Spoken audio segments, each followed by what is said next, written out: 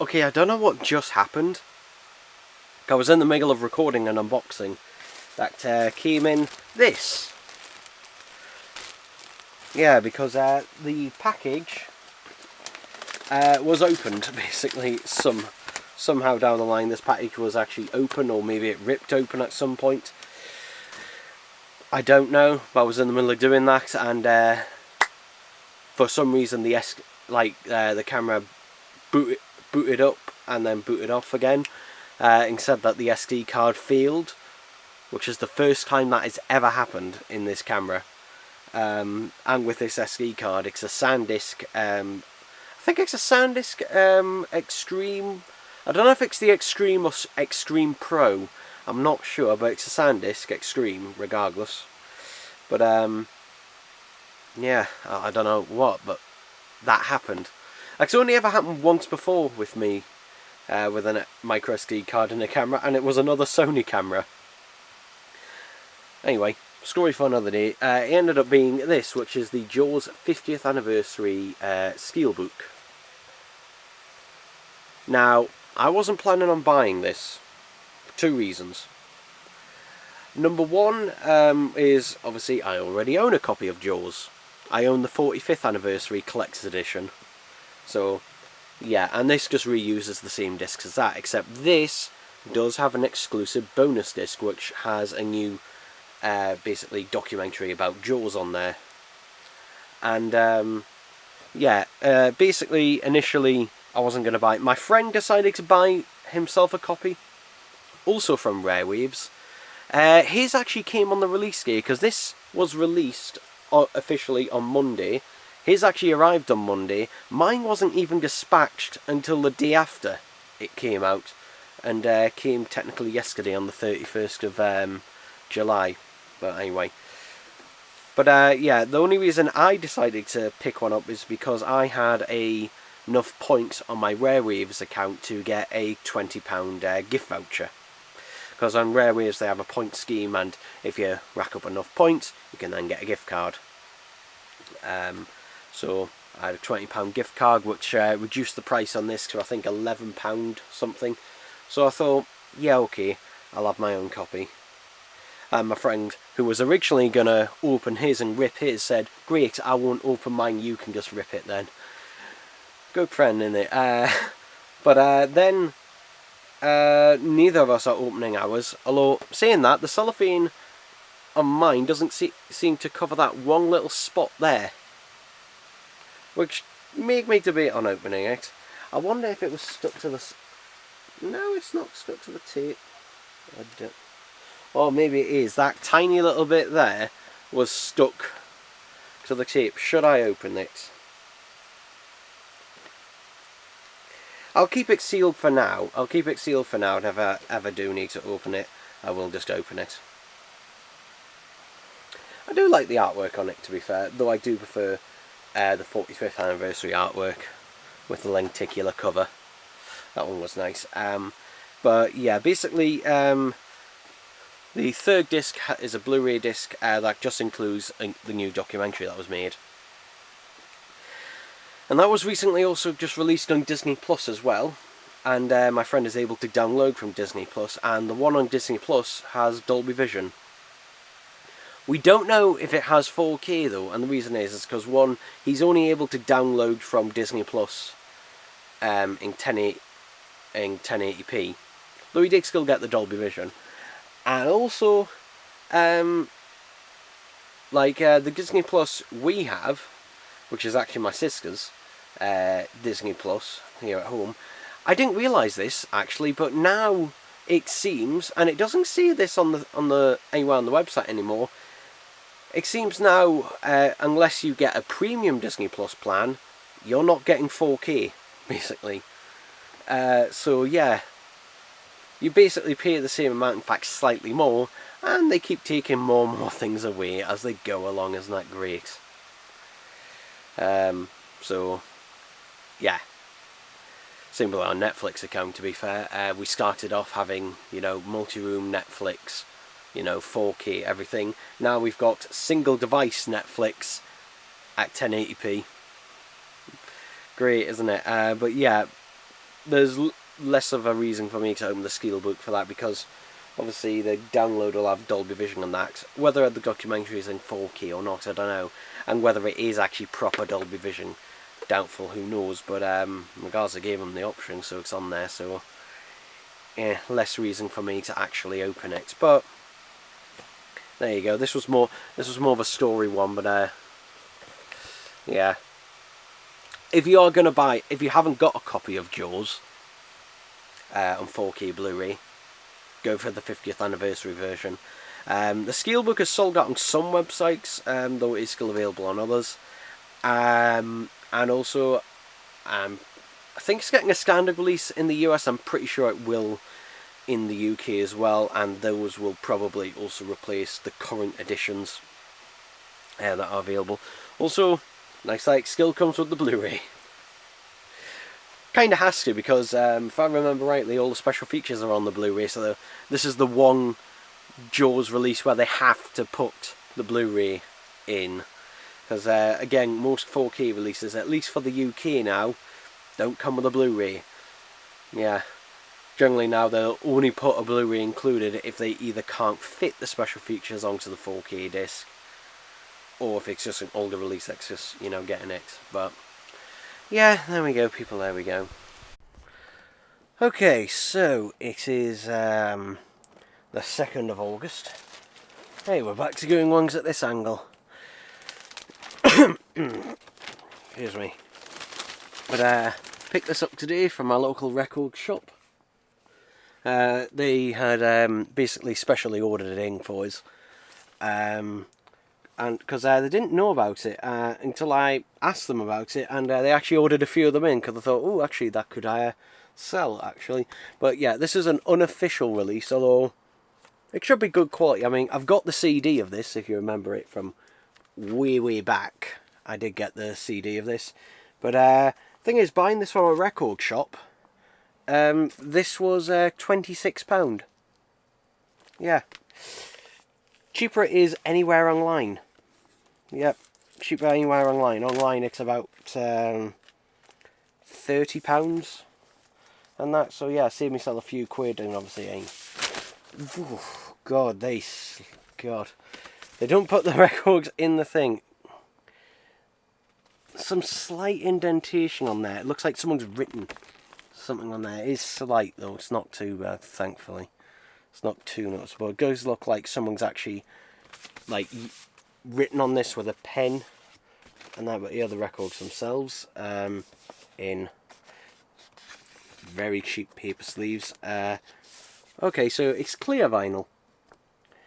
Does have a slight bluish tinge to it, but yeah, both clear vinyl. Do they actually say a bit? Yeah, they do on the back. Okay. Okay. That's the other record. But yeah, this was a good live concert from what I remember. Not their best concert. I'd actually say their last one, their One More Light live, I'd say that one might possibly be my favourite. Although Rogue to Revolution's really good. I've got some anti-static inner sleeves here to help give them more protection.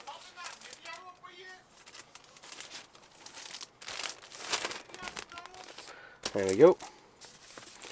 Because again, these are very cheap paper sleeves. But yeah, this is an unofficial release. Well, it's one of those like unofficial official releases, basically, because basically sometimes it's the case of like the vendor or whoever themselves that hosted this or was in charge of this live concert will have the rights to release it as a live concert, because obviously, you know, record shops would not be allowed to sell actual bootlegs. So yeah, this isn't a bootleg, this is just an unofficial release. Basically an unofficial Linkin Park release, but it's not a bootleg release. It is a gatefold, which I was surprised about, actually. Is it showing on camera? I hope it is.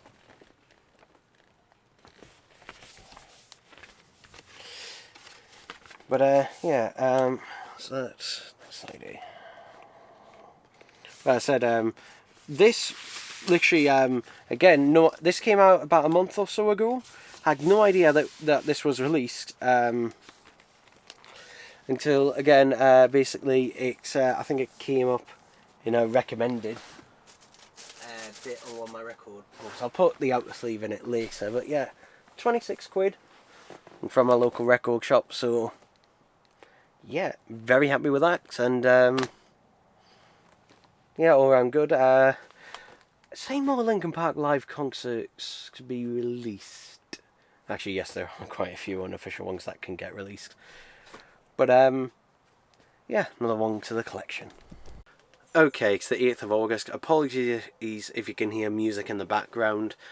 That's just because there's a beer festival happening down at the bottom of the street, and yeah, for some reason they need to blare the music as loud as possible. So, yeah, at least, unlike when the neighbours do it, at least I know that will stop. That will stop. Unlike when the neighbours do it, when it can happen to fuck knows what o'clock. Amazon. Why do you send things in fucking like, why do you send things that need to go in a box in a paper bag?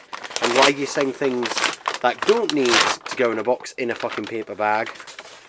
No idea. This has actually survived relatively well, actually. It's a bit bent up, but it's actually survived better than I thought.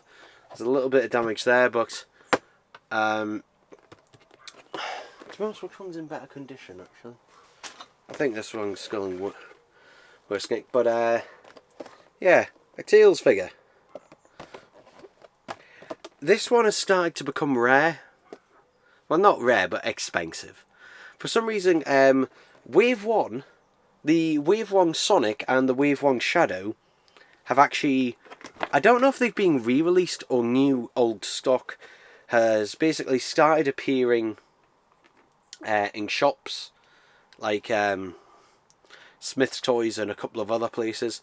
Not the Tails figure and not the Robotnik, though it is still available on Argos for £16, and also Amazon for £16 as well, although the prices do go a bit up higher. However, they did recently put it back down to its original retail price of £15, so yeah, that's why I decided to basically pick this one up, and that's have a Tails figure. And the reason I wasn't as bothered about the box in this circumstance is because basically this one I am going to open, basically. So yeah, this one I am going to open. If it was in perfect nick, I might have actually kept it shut, but this one is going to be opened, basically.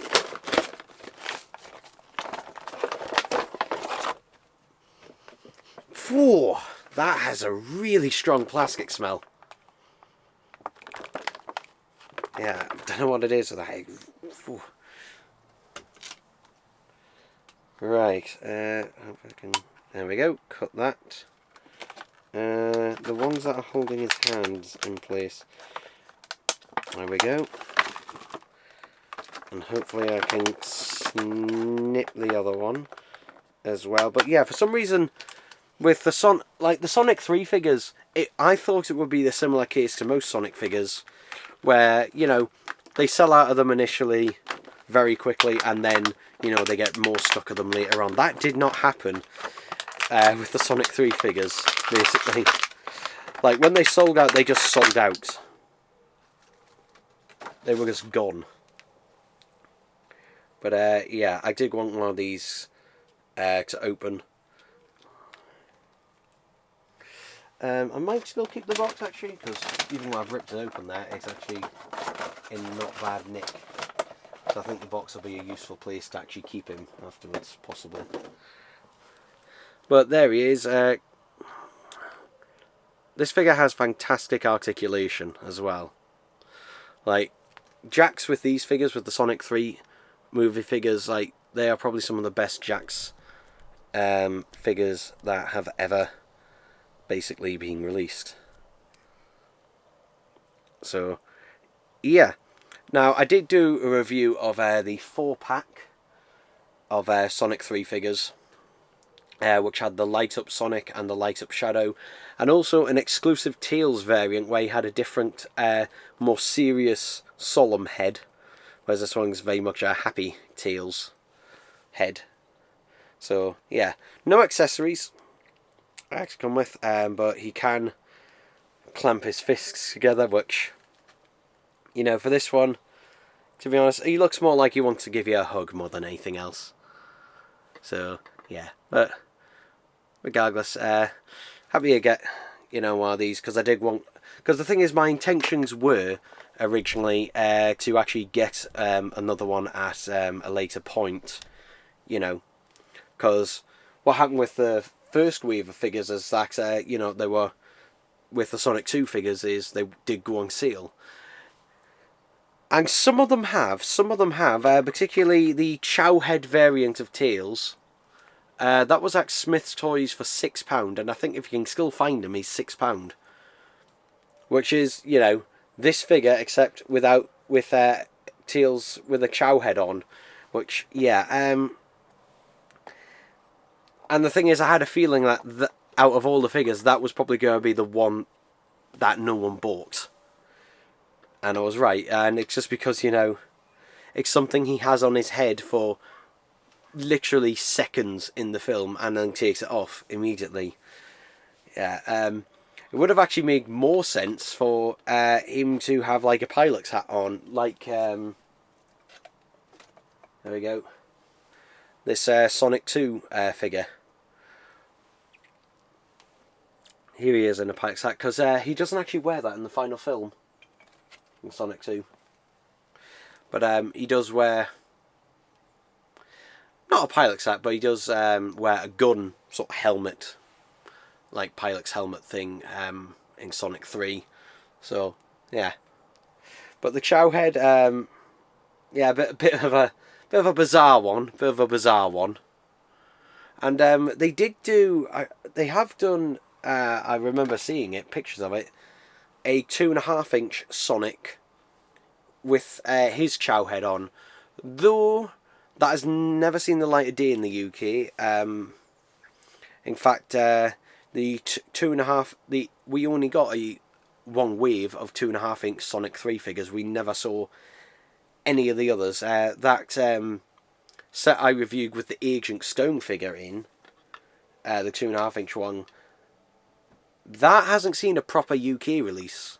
That never saw a proper UK release. That was, I think, you know, since I only saw it on a couple of sites, I think they were just, you know, ones that had just been imported from the US.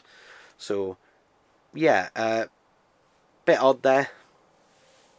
Because they seem to be gaining the momentum, the Sonic 3 figures, and then they just kind of stopped. Because I would have thought we would have seen some more, but by this point, I think it's safe to say now that is it for Sonic 3 merchandise, basically.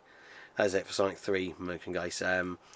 Obviously, be interesting to see what happens when Sonic 4 happens, and what they'll do with that. I imagine, you know, if they stick to the 5-inch line, and I hope they do, I wouldn't be surprised if we saw this one re-released, to be honest, when Sonic 4 comes out, or if not a direct re-release of this figure, then basically the body of this figure with maybe a different head, maybe a different like facial expression, something along those lines.